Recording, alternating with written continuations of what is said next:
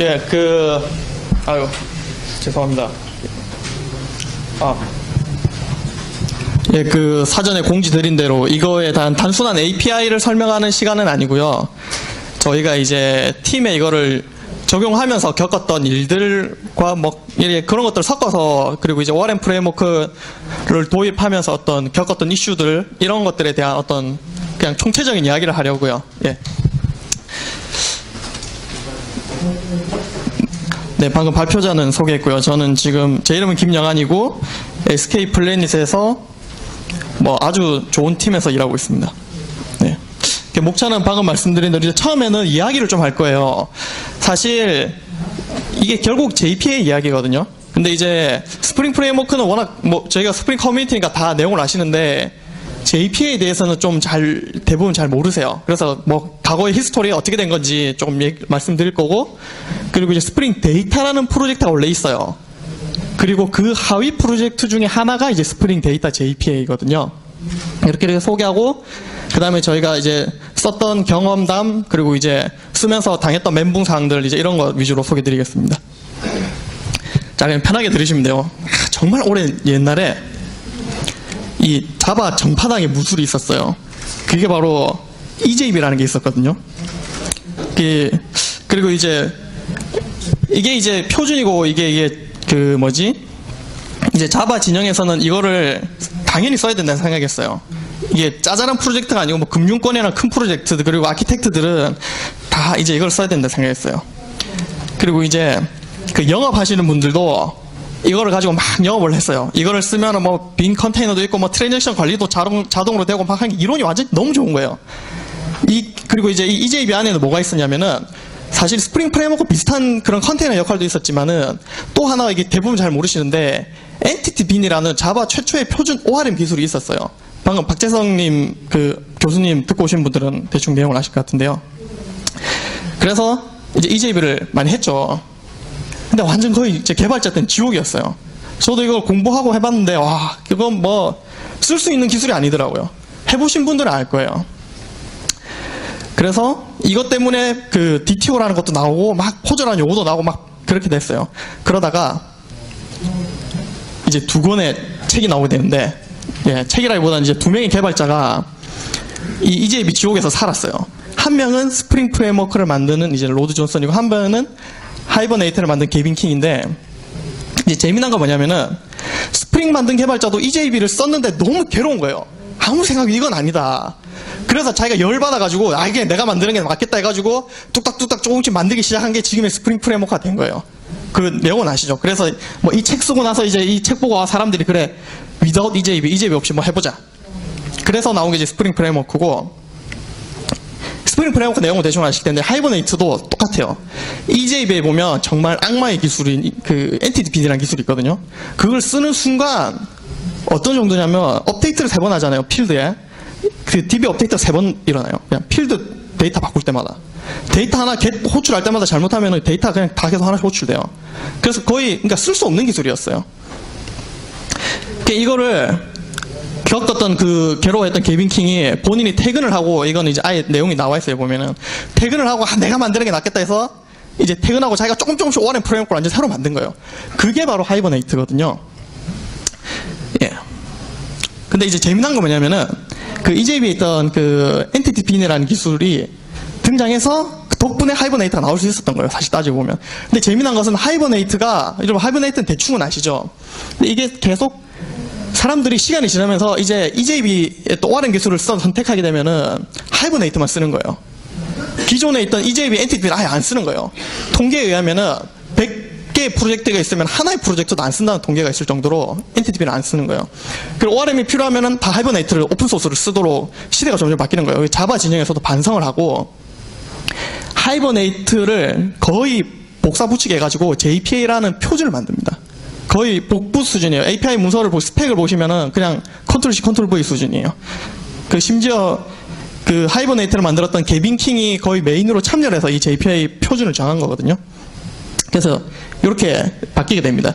JPA 표준이 나와서 그 밑에 이제 구현체들의 하나로 하이버네이트, 이클립스, 오픈 JPA라는 게 있어요. 보통 이제 ORM에 관심을 가지시는 분들은 아는데 관심 없으신 분들은 잘 모를 수 있어요. 예. 쉽게 말씀드리면은 잘 모르시는 분들을 위해서 뭐 저희가 DB도 JDBC만 쓰면 오라클 드라이버, 마이스큐엘 드라이버만 꽂으면 되잖아요. 그런 것처럼 그냥 JPA 표준이 정해져 있는 거예요. 그리고 그거를 그냥 원하는 걸 꽂으면 돼요. 네. 자, 그러면 보통 항상 이 질문을 하시거든요. 이 ORM 관련된 거를 발표를 하면 항상 이 질문이 와요. 제 주위에는 하이버넷 쓰는 사람이 없다. 이건 사실이고, 제가 예전에 D 포탈에 있을 때도 전체 팀이 거의 한 몇백 개 될 텐데, 몇백 개까지 모르겠다. 근데 어쨌든 거기서도 이거를 써서 팀에 적용한 팀이 2팀이 있었어요. 네. 자, 근데 그럼 주위에 그럼 뭐 쓰냐? 데이터 저장하는 거 다 아이바티스, 마이바티스 쓰지 않나요? 자, 제가 질문을 한번 해볼게요. 우리는 프로젝트에서 하이버네이트나 관련된 ORM 기술을 쓴다. 한번 손 들어보시겠어요? 아우, 굉장히 많으시네요. 자, 우리는 국민 프레임워크, 스프링 마이바티스나 스프링 아이바티스를 쓴다. 한번 손 한번 들어보시죠. 예, 거의 뭐 절대 다수라고 할 수 있죠. 예, 이게 정상이에요. 예. 자, 그래서 제가 작년에 대본에서 발표할 때는 이렇게 뭐 구글 트렌드로 했는데, 이번에 또 뭔가 찾아보니까 정말 좋은 게 있더라고요.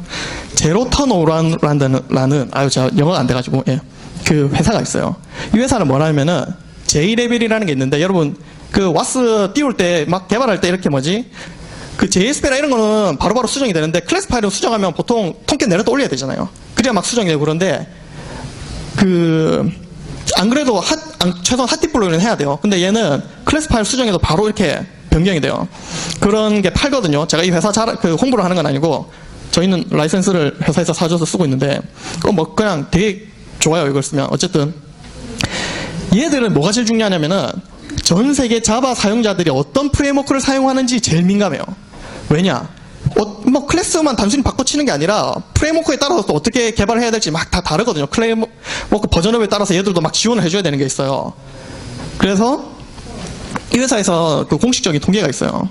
2011년에 의하면은 이 회사에서 낸 공식적인 통계에 의하면은 지금 화살표 2개 가장 높은 거 보이시죠?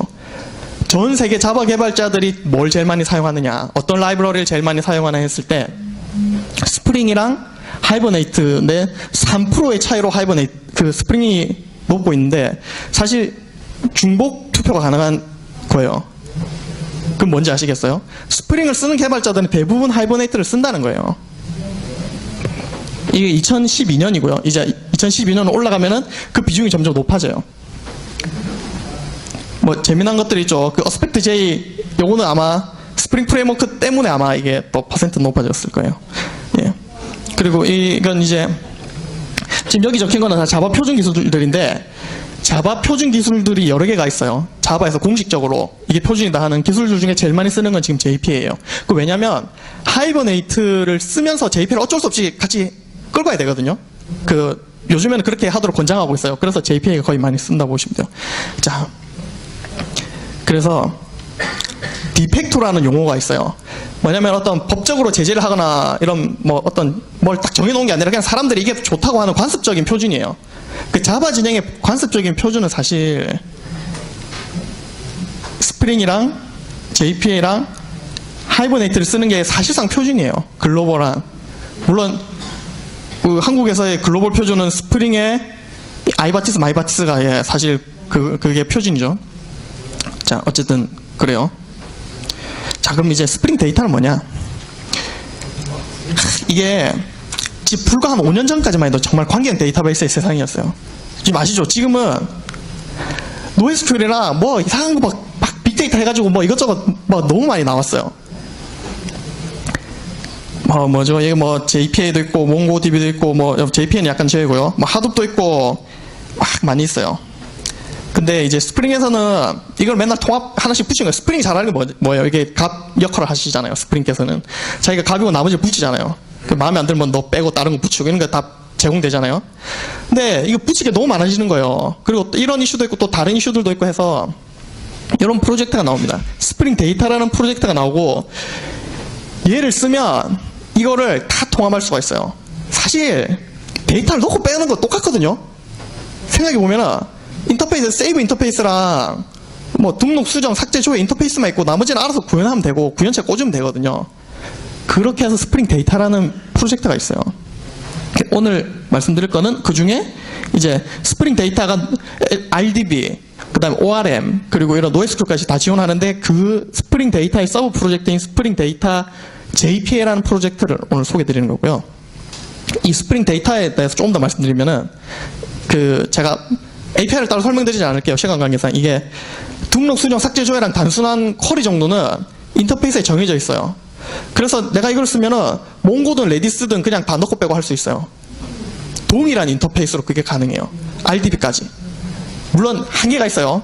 모든 거에 공통되는 공통 부분만 가능한 거예요. 그리고 페이징 처리 같은 것도 동일한 인터페이스로 제공이 돼요. 막 페이지 하는 거 좀 짜증나잖아요. 짜증나지 않나요? 예. 특히 오라클로 짜고 있으면 정말 짜증나지 않나요? 로우넘을 3번 이렇게 뎁스를 넣어가지고, 예. 그거는 정말 힘든데 저는 아직도 못 외우겠더라고요. 예. 제 쿼리를 좋아하시는 제 선임은 그걸 다 외우시던데. 예. 옛날에 초창기에는 그 오토바이를 안에 안 넣고 막 밖에 넣었다가 뒤지게 혼나고 막 그랬었거든요. 예. 다들 한 번씩 경험이 있으실 거예요. 그리고 이거는 조금 이따 보여드릴게요. 메소드 이름으로 쿼리를 생성하는 게 있어요. 막 가끔 그런 생각 안 해요. 나는 지금 막 이름으로 쿼리를 찾아오고 싶어요. select, start from member, where, 유저네임은 뭐. 근데 나는 그냥 이걸 쿼리를 짜고 있어야 되는 거예요. 그 스트레스 받지 않나요? 그냥 메소드 이름만 find by name 하면 알아서 해주면 좋을 것 같은데 그런 기능이 있어요.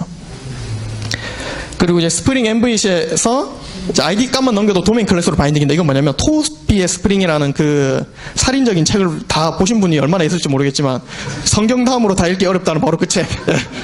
어쨌든 그 책을 다 보신 분은 아시겠지만은 막 뒤에 보면 이런 내용이 있어요. 단순하게 ID만 넘겨요. 그럼 상상을 해보세요. 컨트롤러에 여러분 어떻게 합니까? 스트링으로 ID 바인딩 맞겠죠? 그게 아니라 스트링으로 ID를 바인딩 받는 게 아니라 스트링이 아니라 바로 도메인 클래스 바로 바인딩 받아보는 거예요. 멤버 클래스를. 그런 기능이 있어요. 자, 어쨌든 그래요. 그러면 이제 죄송해요. 제가 이 아저씨가 싫어서 그런 게 아니고 사진을 찾는데 적당한 게 없어가지고 넣었어요. 예. 스프링 데이터만 알면은 다 된다는 건가? 이건 이제 사실 이게 스프링 데이터만 알아서 안 돼요. 제가 이게 해보니까 제가 몽고를 저희 팀에서 지금 조금 쓰고 있는데 예전에 모르는 시절에 스프링 데이터를 가지고 몽고를 봤는데 뭐 잘 모르겠더라고요, 사실. 이게 무슨 얘기냐면 간단한 넣고 빼고 이런 건 아는데 사실 모든 기술마다 디테일한 부분들이 있잖아요. 그래서 해당 기술을 모르면 스프링 데이터를 쓸 수가 없어요. 그냥 예를 들어서 내가 몽고를 잘 알아야 그거를 스프링과 편하게 통합해서 쓰려고 이걸 하는 거지 뭐 스프링 데이터만 가지고 뭐 다 이거 할 수 있다 이런 거는 정말 이제 약장수가 되는 거죠. 그래서 몽고를 그리고 좀 보고 나서 스프링 데이터 몽고를 딱 보니까 이거 정말 간단하구나 이해가 되더라고요. 그랬습니다. 자, 그럼 오늘의 주제고요. 이 스프링 데이터 JPA는 스프링 데이터라는 커먼한 프로젝트에 의존하게 됩니다. 자, 혹시 JPA가 처음이신 분을 위해서 ORM이나 이런 게 처음이신 분들이 많을 거예요. 저희는 이제 10년 전에는 이렇게 짰죠. 순수한 JDBC 시절에 거의 야생인 수준으로 살아왔어요. 거의 트라이 캐치 파이널리 잘못했다가 파이널리에 커넥션 잘못 닫으면 새벽 5시에 일어나야 되는 사태가 벌어질 수도 있고 어떻게 될지 몰랐어요. 그러다가 우리를 좀 구해준 게 이거예요. 스프링 JDBC 템플릿이 있는데 아니면은 아이바티스도 마찬가지예요. 이거는 거의 제가 볼 때는 아이바티스랑 마이바티스랑 스프링 JDBC 템플릿이랑 거의 동급이에요. 그래서 쿼리만 짜고 잘 집어넣으면 모두가 행복해지는 사태가 벌어진 거죠. 이거는 정말 혁신적이었어요. 아이바티스, 마이바티스. 왜냐? DBA도 만족하고, 쿼리가 있네. 쿼리 복붙하면 돼. 그래서 내가 쿼리에 복붙해서 확인해 볼 수도 있고, 개발자들도, 쿼리 짜고 어차피 하는 건데 다 해주니까, 트랜잭션 처리부터 뭐 이것저것 앞에 스프링을 붙이면 다 해주니까 되게 편했죠. 얘는 이제 ORM 기술이에요. 초창기에 스프링이랑 JPA를 붙였으면 이렇게 짜시면 돼요. 뭐 이런 거는 제가 얘기 안 할게요. 스프링 프레임워크가 뭘 주입해주면 이거를 그냥 세이브해서 멤버를 그냥 하면 퍼시스턴트라고 해서 딱 넘기면은 인서트 SQL에 자동으로 쫙 만들어가지고 DB에 그냥 빡 들어가요. 그거를 ORM 프레임워크가 다 해주는데 JPA가 결국 다 해준다고 생각하시면 돼요. 이런 거를. 그래서 쿼리를 짤 일이 거의 없어요. 단순한 등록 수정 삭제 조회인 경우에는. 그래서 스프링이랑 JPA를 쓰니까 편해 하고 여러 가지가 지원이 됐어요. 근데 이제 얘를 중간에 딱 끼우는 거죠. 스프링 데이터 JPA를 쓰면 어떤 일이 벌어지냐면 아무것도 개발 안 해도 등록 수정 삭제 조회는 다 만들어져 있어요. 내가 할 게 없어요. 그냥 멤버 레파지토리라는 뭐 멤버 좀 약간 생각이 어려우신 분은 정확하진 않은데 멤버 DAO라고 생각하시면 돼요. 레파지토리가. 그리고 요것도 JPA 레파지토리 인터페이스만 받으면은 이 인터페이스 안에 뭐가 다 있어요. 등록 수정 삭제 조회부터 해가지고 그냥 구현체를 안 만들어도 돼요. 다 알아서 해줘요. 그리고 뭐 이렇게 그 인터페이스 까보면 이런 게 있거든요. 그래서 내가 저장하는 메서드, 삭제하는 메서드 만들 필요가 없어요. 저희 팀 코드가 보면은 LOC가 정말 낮아요. 작업 분량에 비해서. 예. 다행히도 저희 팀장님이 좀 그런 걸 아셔서 LOC가 높다고 칭찬해 주시지 않는 분이라서 다행인데 어떤 팀들은 막 나는 LOC 20만 라인을 담당하고 있어 막 이렇게 그걸 써놓으신 팀들도 있더라고. 정말 어리석은 거거든요. 예, 어쨌든 이미 정의가 다 돼 있어요. 기본적인 것들은. 기본적인 검색하는 것까지 파라미터로 넘겨서 할 수 있도록 다 정의돼 있어요. 근데 여기 이게 이슈죠. 인터페이스가 없어요. 잘 보세요. 구현체가 없어요. 인터페이스만 있고 구현체를 안 만들었어요. 자바 세상에 구현체 없이 돌아가는 게 있을 수 없잖아요. 이건 어떻게 되는 거냐면 인터페이스를 딱 만들면 스프링 데이터 JPA가 이 인터페이스를 가지고 구현체를 만들어줘요. 저희도 뭐 많이 하잖아요. 그 뭐지? 뭐 골뱅이 트랜잭션을 걸리고 이러면 다 비슷한 이런 원리로 프록시 객체가 만들어져서 돌아가는 거죠. 예. 그러면 이제 스프링 데이터 JPA에 어떤 기능들이 있냐면 볼게요. 아까 말씀드린 메서드 이름으로 쿼리를 생성하는 게 있어요. 예를 들어서 멤버 레파지토리에서 나는 이메일 이름과 그 이메일과 이름으로 하고 싶다. 인터페이스만 딱 만들고 그냥 파라미터 딱딱 넘기면 구현체 자동으로 만들어진다 그랬잖아요. 그 구현체에서 알아서 이거 다 해줘요. 그냥 쿼리 생성해가지고 날려줘요. 예, 그거는 이제 한번 라이브 코딩 한번 볼까요? 아이, 귀신이 안 붙기를 바라면서.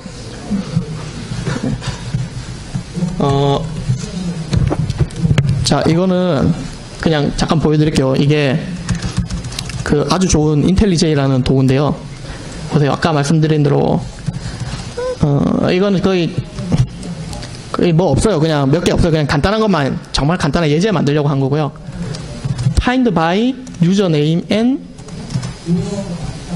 phone number 그리고 이렇게 하고 스트링으로 그냥 유저네임이랑 폰 넘버를 파라미터 넘기면 아까 그렇게 만들어져요. 그리고 이게 만약에 컬렉션이라고 생각하고 리스트로 만들면 또 정렬 중요하잖아요. 이게 끝에다가 이렇게 정렬까지 하면은 정렬 오더바이까지 다 정확히 말씀드리면 SQL을 만들어지는 게 아니고 JPQL이라는 게 만들어져요. 그리고 JPQL이 SQL로 변환되는데 이건 JP를 아시는 분들은 이해할 수 있고 모르시는 분들은 그냥 SQL 만들어진다 생각하시면 돼요. 예. 그래서 보시면 알겠지만 긴 건 안 돼요. 짧은 거. 이름으로 찾겠다. 그런 거 있잖아요. 정말 간단한 거는 할 수 있고 너무 긴 거는 하면은 쭉쭉쭉 길어지니까 이해가 안 되겠죠. 예, 저도 이해가 안 돼요. 예. 간단한 것들은 이렇게 할 수가 있어요. 예. 자, 그리고 이거는 이제 JPA를 이해하셔야 되는데 이제 뭐 JPA 방법 중에 쿼리를 XML로 빼거나 어노테이션으로 작성할 수가 있어요. 근데 이거를 그 아이바티스 쓰신 분들 잘 아실 텐데 그냥 뭐지? 이름을 직접 이거 찾아야 되잖아요. 예를 들어서 쿼리가 있다. 그러면 이거 저거 찾아줘야 되잖아요. 유저 점 뭐뭐 이런 식으로 되는데 얘는 그냥 인터페이스에 이렇게 해놓으면 여기 유저의 find by last name으로 저 쿼리를 자동으로 찾아줘요. 요거는 마이바티스에도 약간 이런 비슷한 게 있어요. 자, 그리고 뭐 이제 뭐 쿼리 어노테이션을 쓸 수 있다 했는데 이거는 JPA를 모르시면은 잘 이해가 안 돼서 제가 넘어갈게요. 네. 그리고 이제 뭐 이것도 JPA 이야기인데 그 JPA를 쓰면 나중에 공부하다 보면은 그 멘붕에 오는 게 영속성 컨텍스트랑 굉장히 복잡한 읽기도 어려운 걸 이해를 해야 JPA를 본격적으로 이해를 할 수가 있는데 이게 막 수정하고 이러면 좀 뭔가 싱크가 안 맞을 수가 있어요. 이제 그런 거를 방지하기 위해서 뭐 모디파이나 이런 게 다 지원이 돼요. 그리고 스페시피케이션이라는 게 지원이 되는데 이거는 도메인 주도 개발이라는 또 성경 다음으로 토비의 스프링 다음으로 토비의 스프링과 맞먹을 정도 읽기 어려운 책이 있어요. 그 책을 보신 분들이 이 단어를 들어보셨을 거예요. 그걸 구현해 놨어요. 이런 식으로 검색 조건을 넘길 수가 있어요. find all이라는 게 이미 만들어져 있거든요. 그 JPA 인터페이스에 그냥 내가 위에서부터 뭐뭐뭐에서 쭉쭉쭉쭉 스페시피케이션을 조합해가지고 빡 넘기면은 이게 컴포지트 패턴으로 돼 있어요. 그리고 쫙 넘기면은 쿼리가 그냥 쫙 생성이 돼 있어요. 결론적으로 뭐냐? 이건 이미 있다 그랬잖아요. 레파지토리에 뭘 할 필요가 없어요. 네. 정말 좋은 기능이 많은데 API를 한 번만 보세요. API가 더 잘 돼 있어서 제가 말씀드리는 게 부끄러워요. 예. 자, 그보다는 이제 경험담을 말씀드리는 게 좋을 것 같아요. 저는 아까 박재성 교수님도 그렇게 말씀하셨는데 본인도 10년 동안 궁금했대요. 왜 분명히 객체 중심으로 개발하라고 해놓고서 막상 현업에 가면은 테이블 다 만들고 다 DTO로 돼 있는, DTO나 VU로 돼 있는데 걔를 까보면 테이블과 1대1도 아니고 여러 개의 테이블이 막 조인이 된 결과가 거기 들어있어서 그걸 보고 코드가 분석이 안 되는 사태가 벌어지거든요. 대부분 그래요. 제가 지금까지 ORM 기술을 안 쓰고 제대로 도메인 클래스를 설계한 프로젝트를 딱 한 번 봤어요. 아이바티스나 마이바티스를 써서. 그러니까 직접 쿼리를 날리는데 제대로 도메인이라는 거를 정말 딱 매핑을 해서 한 프로젝트 딱 한 번 봤어요. 전에 D포탈에 있을 때 어떤 프로젝트였는데 그 프로젝트를 설계하신 분이 그거를 딱 도메인 클래스는 딱 뽑고 그거를 코어 모듈로 딱 만들어 놓고 나머지는 컨트롤해서 걔들만 딱 갖다 쓰게 만들고 정말 DTO는 여러 개 짬뽕된 정말 DTO의 역할만 하도록 딱 만들어서 설계를 해놓고 개발자들을 강제하도록 교육을 하셨더라고요. 아, 그걸 보고 되게 딱 한번 그런 걸 본 적이 있습니다. ORM 쓰면은 그냥 그렇게 해야 돼요. 하기 싫어도 도메인 클래스라는 걸 딱 잘 만들어서 테이블과 잘 매핑시키고 해야 돼요. 어쨌든 저도 한 10년 동안 10년 좀 어렵고 제가 생각보다 나이가 어려서 이렇게 고민을 많이 해봤는데 저도 SI를 많이 떼어가지고 그런 거에 대한 고민을 많이 했어요. 근데 이제 전에 여러 회사에 있을 때 도입하려고 해봤는데 잘 안 됐어요. 선임들이 많이 반대하셨고 저 또한 사실 미성숙했고 여기 딱 왔는데 이런 분이 계시더라고요. 지금 팀에 왔는데 이런 분이 컴퓨터 관리는 컴퓨터 가게 하도록 하래요. 뭐 그렇게 말하고 엑스바티스 우리 팀에서는 금지 딱 하고 예, ORM 써라 그냥 그 왜 안 써? 다 만들어 놓은 건데 이렇게 됐어요. 네. 그 참고로 KS 유지 고문님 사진을 잘 보시면 네, 넘어가겠습니다. 네. 저희 팀에서는 지금 작은 거, 중간 거, 큰 3개 프로젝트를 하고 있고요. 3개 다 동일한 아키텍처를 쓰고 있어요. 이렇게 3개 다 쓰고 있는데 뭐 뷰는 타임리프라고 해서 스프링에서 미는 게 있어요. 그걸 쓰고 그냥 스프링 쓰고 데이터 저장 레이어가 이게 문제죠. 이게 하이브네이트는 구현체니까 당연히 써야 되고요. JPA 표준 쓰고 스프링 데이터 JP를 올리고 이 쿼리 DS라는 게 이건 뭐냐면 JPA가 제일 약점이 쿼리를 동작 쿼리가 조금 약해요. 그거를 정말 코딩으로 아름답게 꾸밀 수 있는 거예요. 혹시 기회 되신 분은 꼭 찾아보세요. 네. 제가 처음 ORM을 접했을 만큼 충격적이었던 프로젝트예요. 이제 막상 도입했는데 이게 신입들은 정말 순수하거든요. 여기도 저희 신입이 와 있는데 정말 순수해요. 진짜 객체가 중요한지 알고 객체 중심으로 막 짜요. 테이블 쿼리를 잘 몰라. 심지어 어떤 애는 조인도 잘 몰라. 이게 인너 조인인지 아우터 조인인지도 모르고 그냥 막 써요. 예. 그래서 저희가 데이터베이스는 따로 공부를 시키고 있어요. 한 이제 2년차 조금 넘는 분들은 그래도 요 분들을 좋아해요. 조금 지금까지 내 삽질을 줄일 수 있구나. 근데 이제 한 10년 정도 되신 분들은 바로 비즈니스 요구사항을 보는 순간 테이블 머리에 쫙 그려지면서 ERD가 쫙 완성이 되고 일대다가 다 구현이 되고 쭉쭉쭉쭉 나오잖아요. 이분들은 사실 조금 힘들어 하셨어요. 왜냐면 본인의 어떤 SQL의 어떤 관습, 그래서 뭐 잠깐 뒀더니 다시 나는 아이바티스 쓸 거야 막 이렇게 하시는 분들도 있고. 하지만 저희 팀은 아까 보셨죠? 요다 스님의 강력한 저항으로 인해서 엑스바티스를 도입할 수 없습니다. 네.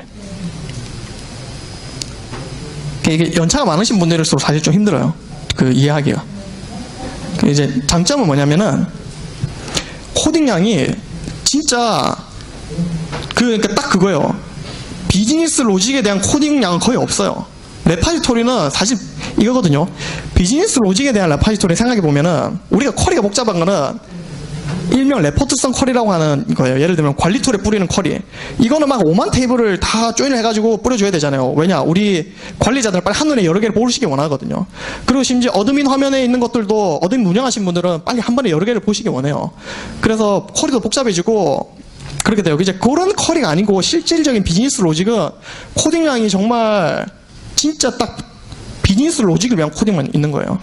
데이터를 저장하고 이런 건 아까 없다 그랬잖아요. 그런 게 거의 없어요.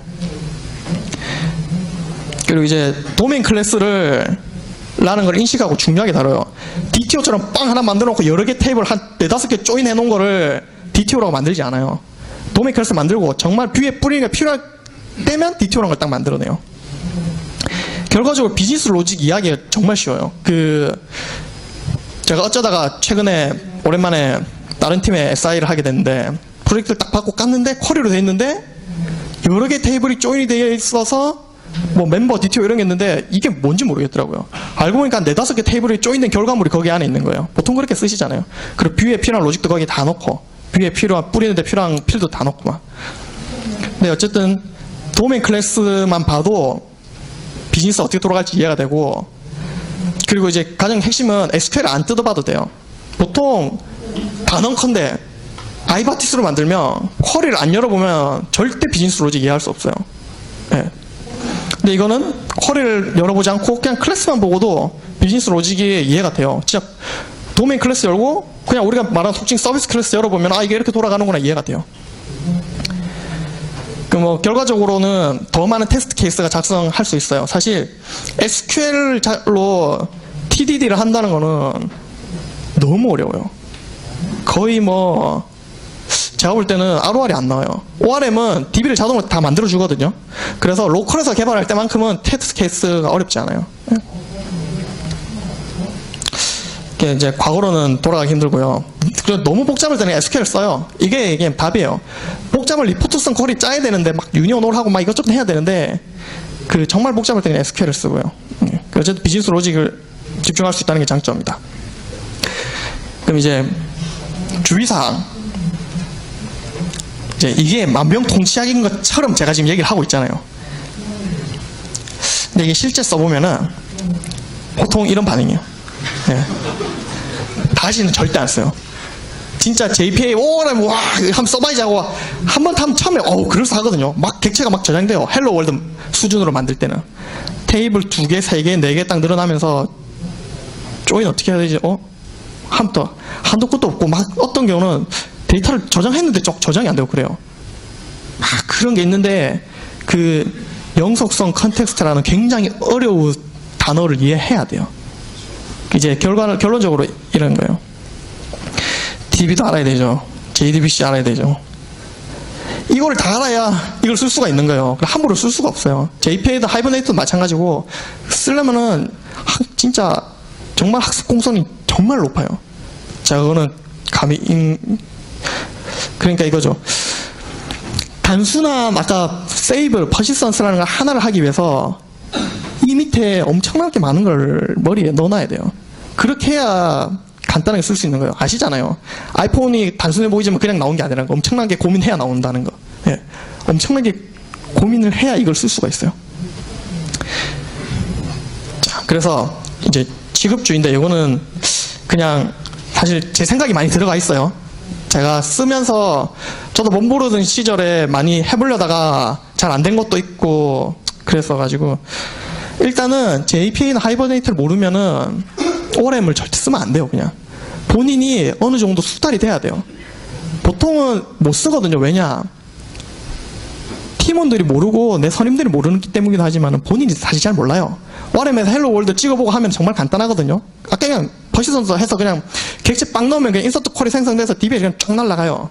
그런 것까지는 쉬운데 아시잖아요. 이게 여기 있는 분들 다 대부분 제가 볼 때는 한 80-90%는 학생이 아니고 일하시는 분이잖아요. 돈 받고 일하는 거라서 장난감을 회사에 함부로 놓을 수는 없거든요. 그래서 본인이 알아야 돼요. 본인 먼저 JPA를 마스터 하셔야 돼요. 하이버네이트를 마스터해도 똑같아요. 그리고 이거는 ORM이면은 이렇게 생각하시거든요. ORM 쓰면 그냥 객체 중심으로 하고 뭐 테이블은 별로 안 중요한가? 아니에요. 테이블이 제일 중요해요. 아시잖아요. 자바는 없어질 수 있지만 오라클은 안 없어질 거예요. 예, 그건 뭔지 아시죠? 내 데이터는 안 없어져요. 자바로 하다 단넷으로 바꿀 수는 있지만 DB는 안 변하거든요. 데이터베이스를 정말 많이 공부하셔야 돼요. 오브젝트 릴레이셔널 매핑이거든요. 두 개 다 5대5로 다 잘 아셔야 돼요. 객체도 잘 알고 관계형 데이터베이스도 잘 아는 사람이 쓸 수 있는 게 ORM이에요. 그래서 그리고 스프링 데이터 JPA는 그냥 거들 뿐이에요. 그냥 JPA를 아시면 그냥 공짜로 쓸 수 있어요. 네. 결국 대부분의 문제는 JPA를 몰라서 발생하고요. 이 JPA 학습 곡선이 진짜 높아요. 우리 팀에 저희 팀에 성능 검수할 때 사례인데요. 오픈전에 자체적으로 성능 검수를 하는데 정말 단순한 기능인데 이제 성능이 너무 안 나오는 거예요. 코드를 딱 까보니까 신입이 JPQL을 마커리를 짜는 거예요. 여기 있는데 제가 누구라 말씀을 안 드리겠습니다. 예, 익명성을 보장하기 위해서. 예, 일단 밥을 사도록 하겠어요. 예. 그리고 이제 로딩 전략을 잘못 설정했어요. 제가 뭐냐면, 자, 여러분, 이게 JPQL이라는 거거든요. 객체 중심의 쿼리예요. SQL이랑 거의 똑같거든요. 근데 이제 JPA나 하이버네이트나 HQL이라 그러는데, 어쨌든 이걸 보시면은 뭔가 지금 객체적으로 셀렉트 해보시면 o.member.team을 하면 쭉쭉쭉 나가시는 거 보이시죠? 뭔지 모르겠지만은 또 주문에 있는 회원에 있는 회원이 속한 팀에 있는 객체를 팍 가져오는 거겠죠. 신입은 정말 순수해요. 이렇게 점점점 찍어서 객체 중심이니까 점점점 찍어서 그냥 막 개발하는 거예요. 근데 실제 생각해보세요. 여러분, 이게 지금 조인 구문이 없잖아요. 실제 SQL을 맡기면 어떻게 될까요? 실제 SQL을 맡기면은 JPQL 작성하면 실제는 이런 SQL이 생성이 돼서 데이터베이스에 딱 날아가요. 조인을 바바박 거는 것만큼 다 해가지고 날리는 거예요. 요런 것 때문에 이게 약간 최적화가 안 됐던 게 있었고, 그리고 이제 JPA는 기본 로딩 전략이 어떻게 되냐면, 이제 테이블 두 개가 있을 때 1대 다랑 다대 1에 있는데 1대 다는 무조건 지연 로딩이에요. 이게 무슨 말이냐면, 회원 있고 주문이 있잖아요. 회원 객체 가져오면 주문을 실제 쓰지 않는 이상 주문은 건들지 않아요. 그게 이제 레이지 로딩이라 그러거든요. 근데 다대 1이 문제예요. 다대 1은 뭐냐면 내가 주문을 했어요. 근데 주문 엔티티를 딱 보면 회원 객체를 가지고 있는 거야. 근데 걔는 그냥 무조건 땡겨오는 거예요. 내가 쓰든 안 쓰든. 그게 JPA의 기본 로딩 전략이거든요. 이거를 잘 이해를 못했던 거예요. 그리고 일단 한 가지 말씀드리면 하이버네이트는 달라요. 그냥 하이버네이트를 순수하게 쓰시면 다 지연 로딩 전략이에요. 이거를 알고 쓰셔야 돼요. 그래서 이런 거죠. 이제 다대 1 기본값을 딱 로딩하는 순간 이제 이렇게 돼버리는 거죠. 안 쓰는데도 막 다 쿼리를 때려서 가져오는 거예요. 주문 딱 했는데 바로 회원 딱 가져오고 회원을 가진 팀 가져오고 이렇게 막 한 방 딱 때리는데 쿼리가 3-4번 쭉쭉쭉 나가는 거예요. 물론 하이버네이트가 어느 정도 최적화가 돼 있어서 필요한 경우에는 이렇게 지가 알아서 조인해서 쿼리를 한 번에 가져오기도 해요. 그래서 이제 그런 것들을 이제 지연 로딩 전략으로 다 바꾸고, 그렇게 하고 이제 또 필요할 때만 패치 조인이라는 게 있어요. 필요할 때만 딱 이렇게 같이 당겨오는 기술이 있는데, 그거 써서 하니까 30이었던 게 한 200 정도까지 다시 올라가더라고요. 자, 그러면 이제 요거. 그럼 저도 이거 한번 써보고 싶어요. 그러면은 이제 제가 생각했을 때 이 정도 알면은 쓰면 돼요. 일단 아까 봤던 JPQL 있죠. 혹시 JPL을 공부하시거나 하이버네이트 공부하시면 아까 작성한 그런 JPQL을 어떻게 SQL로 만들어질지 머릿속에서 다 그림을 그려줘야 돼요. 종이로 그리든 뭘 하든 별로 어렵진 않거든요. 그리고 방금 말씀드린 즉시 로딩이랑 지연 로딩이라는 전략을 이해를 해야 돼요. 안 그러고 쓰면은 이거는 그냥 진짜 안 돼요. 안 그러고 쓰면 망해요. 초창기에 하이버네이트 욕먹었던 게 쿼리가 너무 많이 나간다. 쓸모없는 쿼리가. 이거는 본인이 몰라서 그런 거예요. 공부를 안 하고 일단 좋아 보이니까 그런 거 있잖아요. 막 얼리버드처럼 빨리 해보자 해가서 막상 넣었는데 막 데이터 하나 줘야 했는데 쿼리가 막 5-6번씩 튀는 거예요. 그럼 DBA들이 좋아하겠어요? 굉장히 싫어하죠. 예. 그래서 쓰지 말자 해가지고 이제 포탈에서는 쓰지 말자 했다고 들었어요. 예.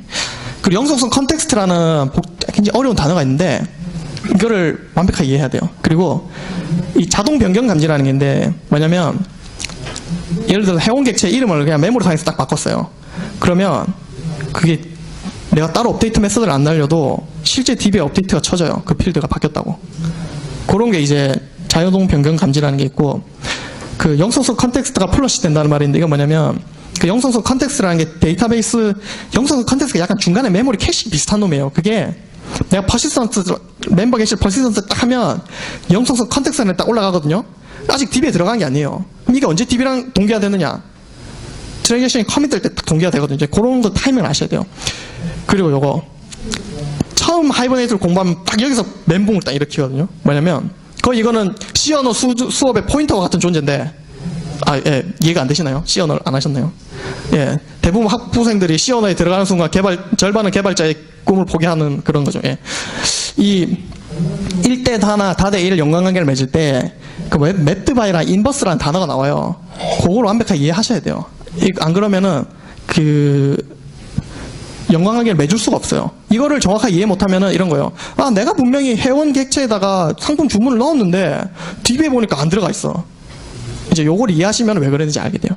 그리고 이제 JPQL의 한계점 아셔야 돼요. JPQL을 공부해보시면 객체 컬인데 이게 SQL로도 만들어져요. 그러니까 단순한 등록 수정 삭제 조회는 그냥 JPA 인터페이스를 쓰면 돼요. 아까 그런 걸. 근데 문제는 복잡한 쿼리가 있잖아요. JPA에서 어느 정도까지 다 지원하거든요. 그게 이제 JPQL인데 JPA 쿼리 랭귀지라고 해서 이제 객체 중심의 쿼리를 짤 수가 있는데 이게 한계가 있어요. 뭐 예를 들면은 이번에 케이스 유지에서 누가 또 질문 올리셨던데 예를 들면 뭐 프롬절에서 인라인 서브 쿼리가 안 된다거나 뭐 하는 몇 가지 한계점이 있어요. 그런 거를 인식해야 돼요. 제 생각에 이거에서 한두 개 정도 빼고 본인이 이해하고 있다면은 그 이제 장난감 프로젝트를 만들어 보면서 해볼만 하다고 생각해요. 그리고 약간 뜬금없는 얘기인데 제 생각할 때 이제 제일 중요한 거는 예, 이 게임이 뭘 알려주는 게임일까요? 예, 답을 맞추시면 제가 상품 드리겠습니다. 네. 아, 죄송해요. 아니에요. 네. 네? 뭐예요? 아, 아닙니다. 안 해보신 것 같군요. 예. 네? 땀? 아, 아닙니다. 예. 예. 아, 예, 역시 비슷한, 뭐, 해보신 분들은 멘탈 컨트롤, 초딩들이 부모님 걱정을 해주시는 그런 게임이거든요. 예. 그래서, 예, 아, 죄송해요. 제가 의도하던 대로 안 되지 않네요. 예. 이게 5대5 팀플인데, 한 명이라도 안 되면 이 게임 진짜 안 되는 게임이거든요. 이게 제가 느낀 게, JPL 해보려고 많이 도입을 했는데, 팀에서 잘 안 됐어요. 대표적인 예는 선임들이 몰라서 안 되는 경우가 있었고, 나 또한 잘 몰라서. 내가 그분들을 설득할 능력도 없고. 근데 팀 문화가 안 되면 안 돼요. 왜냐, 이거는 국내에서는 성숙해 있잖아요. 외회 자료를 보면서 공부를 하면서 팀에서 도입하려면 해야 되거든요. 팀원 중에 본인 외에 한두 명 정도 밀어줄 수 있는, 같이 할 수 있는 사람이 있어야 돼요. 저희 팀에는 저를 포함해서 한 3분 정도 이거를 경험해 보신 분들이 있고 잘 하신 분들이 있어요. 그래서 그렇게 어렵지 않아요. 서로 뭐 안 되면 그냥 서로 물어보고, 이거 왜 이러지 하면은 서로 이렇게 공부한 것들이 있기 때문에 경험을 서로 나눌 수가 있어요. 그래서 도입하기 어렵지 않았어요. 뭐 기술적 이슈가 있거나 문제가 생겨도 그냥 같이 그냥 밥 먹으면서 얘기하면은 웬만하면 답이 나오고, 돌려보면 답이 나오고 그래요. 이렇게 보통 이런 질문을 많이 받거든요. 그렇지 않나요? 예. 이건 저도 잘 모르겠어요. 예. 제가 사실 전 회사에 있을 때 제 선임이 정말 골수 SQL 팬이셔가지고, 예, ORM 따위를 쓰다니 하면서 정말 저를 혼내셨거든요. 예, 그래서 저는 회사를 나갔죠. 예, 제가 선택한 방법은 너무 극단적이었어요. 예. 어쨌든 팀 분위기가 맞아야 돼요. 예. 그러면 이제 공부는 어떻게 하려면, 개인적으로는 두 권의 책을 추천을 해요. 이거 두 권을 안 보고 쓴다는, JPL을 쓴다는 것 자체가 말이 안 되는 거예요, 그냥. 아니면 하이버네이트 API 문서를 완벽하게 보시거나. 하이버네이트 API 문서 정말 잘 돼 있거든요. 거기에 하이버네이트에서 심지어 JPA와 관련된 문서까지 다 돼 있어요.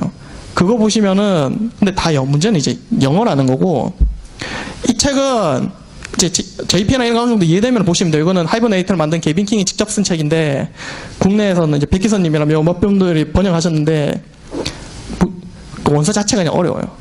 너무 깊이 있게 들어가가지고 정말 어려워요. 개인적으로는 어쨌든 두 개는 다 보셔야 돼요. 쓰려면은. 예. 저도 해외랑 이것저것 거의 나온 책은 거의 다 봤거든요.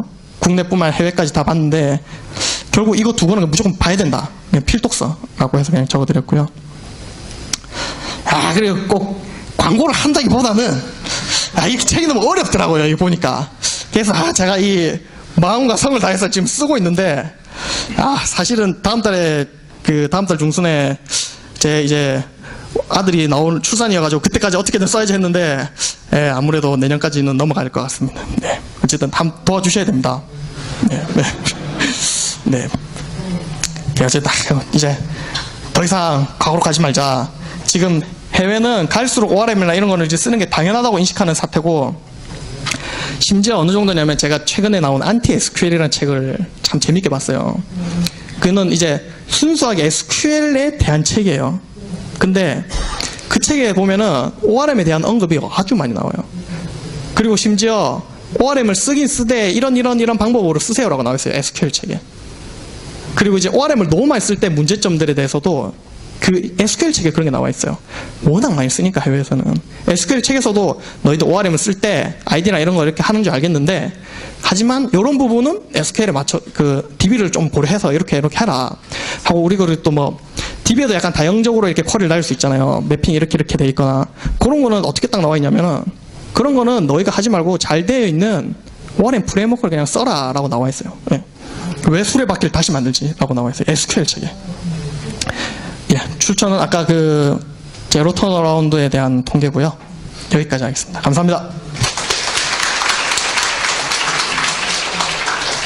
예, 그러면 질문 받겠습니다. 네. 데이터 DK 제공하는 데이터 컨버터지 않습니까? 네. 데이터 컨버터를 직접 프로젝트 썼을 때 네. 문제점은 없으셨나요? 저 같은 경우에는 그걸 썼을 때 그 클래스들을 그 에픽 클래스를 듣지 못해가지고 사원사나 사원에 들어갔던 게 있습니다. 자주 바뀌는 거죠. 그래서 결국은 스프링 데이터 DK에서 데이터 컨버터를 다 제거시키고 데이터 컨버터 부분을 스스로 제약해가지고 프로젝트를 진행했던 경험이 있는데, 혹시 그런 경험이 있으신가요? 그게 아마 이슈가 있었을 것 같아요. 예. 그 부분은 좀 내용이 길어질 것 같아서 따로, 예, 말씀드리는 게 좋을 것 같습니다. 네. 혹시 또 다른 질문 있으신가요?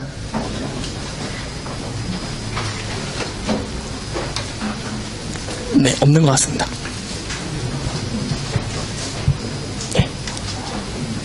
네, 없으시면은, 예, 여기서 끝내도록 하겠습니다.